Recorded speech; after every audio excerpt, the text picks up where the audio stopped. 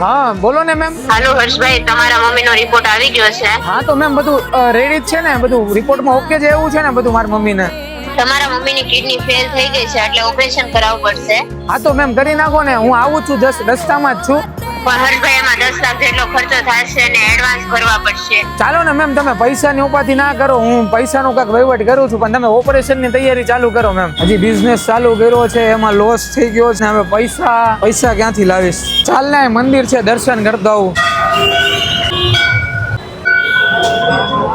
હે માં, તે કોઈ દી મને માગવા દીધું નથી અને મેં કોઈ દી માગ્યું પણ નથી. હવે તારી ઉપર ભરોસો છે.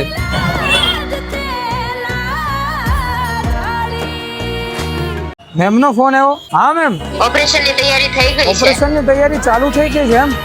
પણ મેમ હું તો પૈસા લઈને આવું જ છું. પૈસા અપાઈ ગયા છે? કોણે આપ્યા મેમ? એ તો નથી ખબર, પણ એવું કીધું છે કે કોઈ દિવસ માંગવા નથી દીધું ને દીકરા, આજે નહીં માંગવા.